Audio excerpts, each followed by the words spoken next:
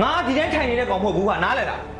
ရှင့်ကိုပြောလိုက်အဲ့တိုင်းကြီးပဲဟာမပြောလို့ရမလားငါအခုလုပ်နေတဲ့လုပ်တွေအကုန်လုံးသိ30ခဏရာခဏမဟုတ်နေသိလား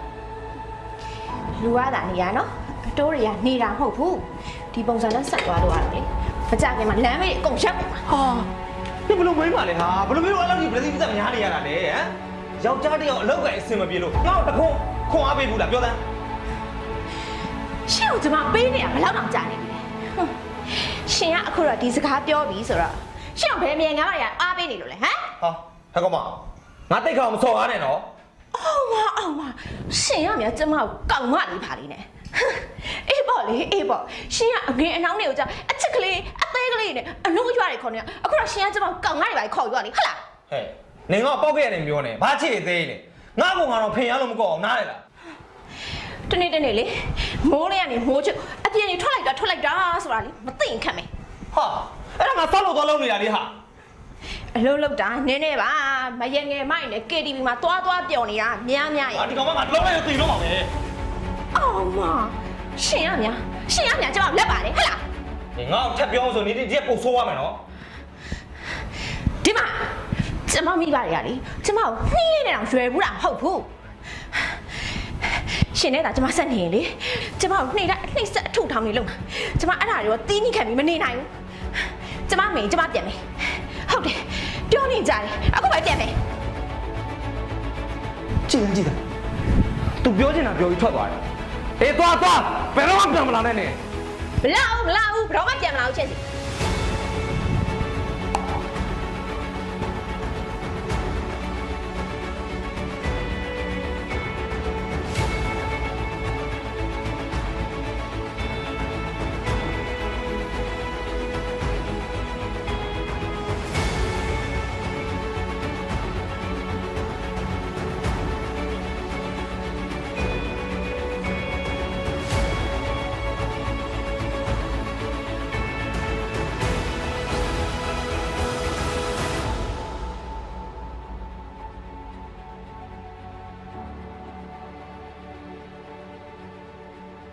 ကိုတတိယနေလို့နော်တူပါပဲချစ်ရဲ့ကိုလည်းတတိယနေမှာပါ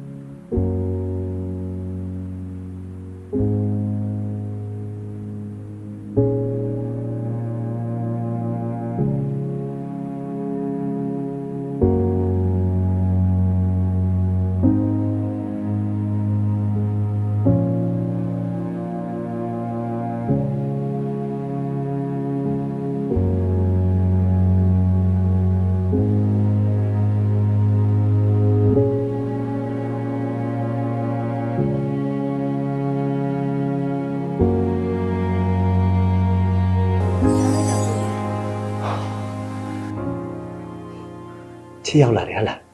ကိုလည်းရန်လွှမ်းနေတာချစ်အဲ့တဲ့အရေးကြီးတာကသူတို့နဲ့အပြည့်အစင်ပြေအောင်ဟန်လိုပေးချင်ကောင်းလေ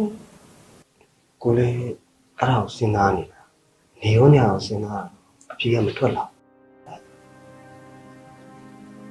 ဒီလိုတော့လောကီပညာနဲ့ဆိုင်တဲ့ဆရာတရားရောက်ရှိပို့ပေးလိုက်ရင်တော့မကောင်းလား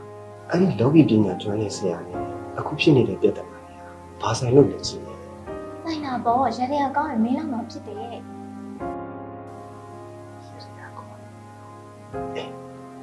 ဟုတ်တယ်အဲ့ချစ်လေးကတုံလိုက်တာအဲ့ဒါနဲ့ဒီကိစ္စတွေကိုသူ့ကိုသွားပြောဘူးကိုကဘယ်လိုလုပ်ရမလဲ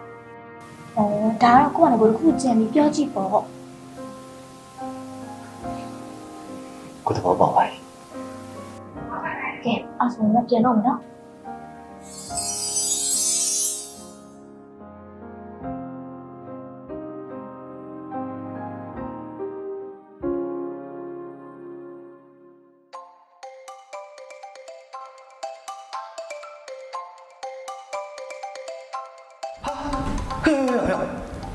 မင်းဘယ်လိုမျိုးငါ့နေရောက်ဟာ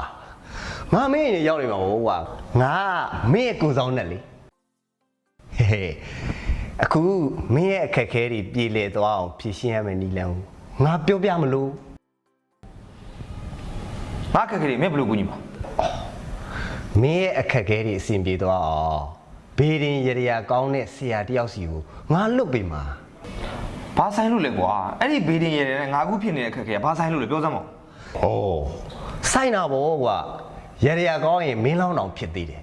။အခုမင်းဖြစ်နေတဲ့လူမှုရေးစီးပွားရေးအားလုံးအဲ့ဆရာစီရောက်ပြီဆိုတာနဲ့အကုန်စင်ပြေသွားစေရမယ်ကွာ အဲ့ဆိုအဲ့ဆရာဘူးလဲဟာဟေ့အဲ့ဆရာဘူးလဲလို့ဟေ့ဘူးလဲလို့ ။ဘာလို့လဲ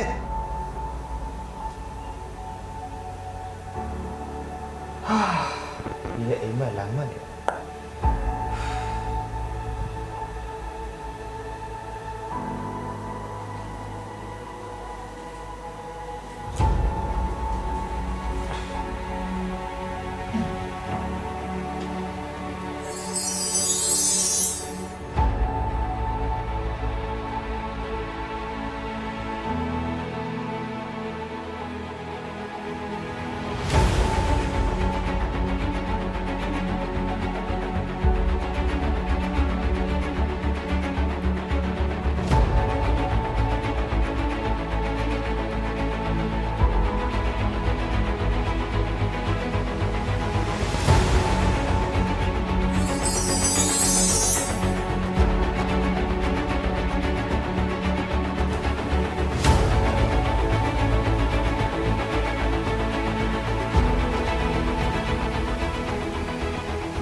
ဘေးတင်ရဲရ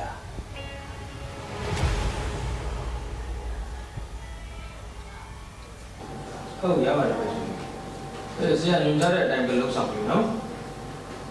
အဲ့ဒါလေးတည်တည်ရှာလေးတက်ကြမှာပါလုပ်ဆောင်လို့ဆိုအဆင်ပြေပဲနော်ရတဲ့ဘက်အတွန်းကိုတည်တည်ရှာခုပြပြောင်းလဲလာမယ်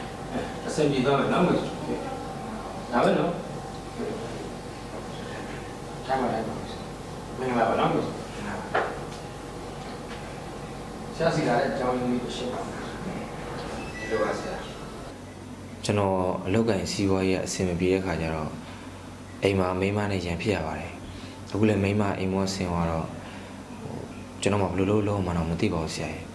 ဖြစ်နေလို့ရှိရင်ကျွန်တော်တွက်ချက်ပြီးတော့ဆရာအနေနဲ့ကူညီပေးပါဦး ရပါတယ်ဆရာစီမေးခြင်းနဲ့ဆိုရင်တော့ဆရာအဓိကတော့ဟောပေါ့နော်ခုနှစ်တက်ကရက်အစုံလေးတစ်ချက်တီးဖို့လိုတယ်နော် ဟုတ်ကဲ့ဆရာ ဟိုဟာမွေးခွန်းနဲ့ပေါ့နံပါတ်1မွေးခွန်းနဲ့မွေးလာမွေးရဲ့နာမည်နည်းနဲ့နောက်တစ်ခုကမိတ်ဆွေအမျိုးသမီးရဲ့နာမည်နည်းနဲ့ဆရာအဲ့လိုအတိအကျပြည့်စုံအောင်ပြောပေးနိုင်မှဆရာကကူညီနိုင်မှာနော်တော့ချက်ဟောပြောပြီးမှပဲပြောလို့ရမှာပေါ့နော် အော်ဟုတ်ကဲ့ရပါတယ်ဆရာပြောပြလို့ရပါတယ်အော်ဟုတ်1989 17လပိုင်း14ရက်ပါဆရာ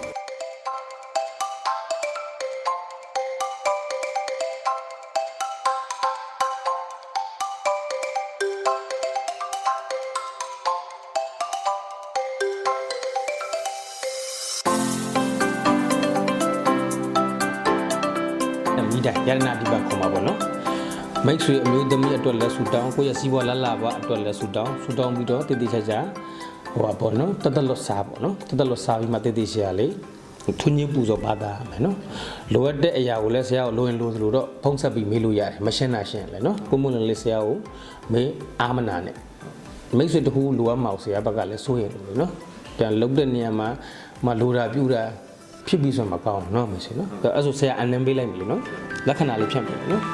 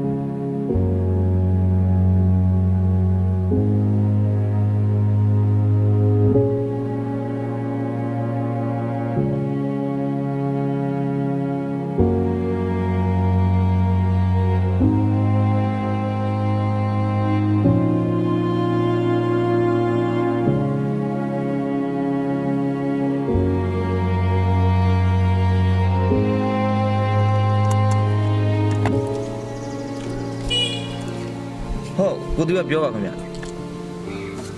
ဗျာဟာအဲ့ project ကြပြီဟုတ်လားဟာဝမ်းသာလိုက်တာဗျာအဲ့ဒီ project ကအရန်ကိုကြီးလုံးတော့ကျွန်တော်ကကြမယ်လို့တော့မထင်ထားဘူးဗျာမင်္ဂလာသတင်းပဲဗျာဟုတ်ကဲ့ပါခင်ဗျာဟုတ်ကဲ့ပါဟိုဒါဆိုလို့ရှိရင်မနေ့ပြန်ညရင်ကျွန်တော်တို့တွေတာဝန်ရှိတဲ့လူတွေကိုခေါ်ပြီးတော့ရုံးမှာမီတင်ထိုင်လိုက်အောင်ဗျာနော်ဟုတ်ကဲ့ပါခင်ဗျာဟုတ်ကဲ့ပါခင်ဗျာဟုတ်ကဲ့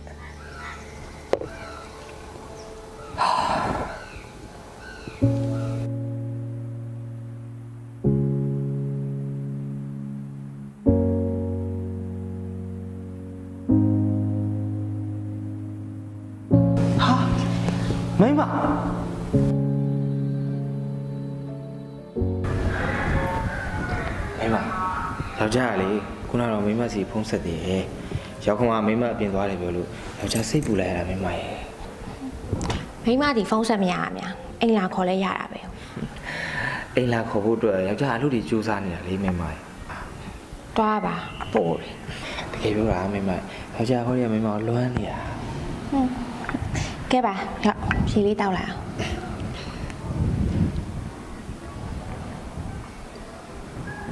အောင် အခုမှပဲအလုံးကျသွားတော့မိမရဲ့ ဘာလို့လဲယောက်ျား ဘာဖြစ်မှာလဲမိမသွားတဲ့ကလေယောက်ျားစားလို့လည်းမရဘူးအိတ်လို့လည်းမပြောအခုဟောရမိမလေးရောက်လာပြီဆိုတော့ရင်ထဲမှာရှိတဲ့အလုံးကျသွားပြီလို့ပြောတာ ပို့တယ်အခုလဲကိုဘာတာကိုအိမ်ပေါ်ပြန်တက်လာရတာအောင်များ မိမရဲ့ယောက်ျားအလုပ်တွေစူးစမ်းနေတာလေပြီးတော့ရေတွေကလည်းတွက်ချေရသေးတယ်လေ ရှယ်ရီကဘာလို့ချစ်လဲ ဟောရေတွေကအလုပ်ကိုင်းအဆင်ပြေဖို့ရဲ့ဟောရခြေစနီးလေးအိမ်ပေါ်ပြန်တက်လာဖို့ရဲ့လေ ဟုတ်လို့လား ဟုတ်တာဟောမိမရဲ့ဩမိမအဲ့ဒီဆရာကလေဟောပြောတယ်မဟုတ်ရေတွေကပါတကယ်ကောင်းတာဗျာ ဟိုအိတ်ဆရာလက္ခဏာကြည့်ပြီးဟောတာလားယင် သူကလက္ခဏာကြည့်ပြီးတော့လဲဟောတယ်မွေးနေ့မွေးရက်မွေးလမွေးတဲ့အချိန်မှာသိရင်လေတိတိကျကျပို့ပြီးတော့ဟောနိုင်တယ်မိမရဲ့ ဟောယောက်ျားအိတ်ဆရာရဲ့ဖုန်းနံပါတ်လေးလိပ်စာလေးမယူလာဘူးလား ယူခဲ့တာဗောမိမရဲ့ယောက်ျားတို့ကလုံးမအောင်ဆိုလို့ရှိရင်ဆရာကိုဖုန်းဆက်ပြီးတော့လဲလှမ်းမေးလို့ရတယ်သူကအဲ့ဒီခါကျရင်လည်းဖြည့်ပြီးတယ်မိမရဲ့ ဟိုဒါဆိုဆရာတော်တော်စွမ်းတာပဲနော် ဒါဗောမိမရဲ့ ဟိုအိတ်ဆရာရဲ့နာမည်ရော ဆရာရဲ့နာမည်ကဆရာမင်းသိက္ခာတဲ့ ဆရာမင်းသိက္ခာ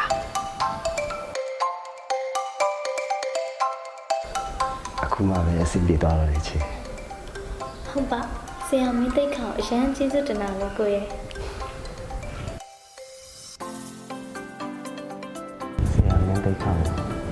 အထူးပဲကျေးဇူးတင်ပါတယ်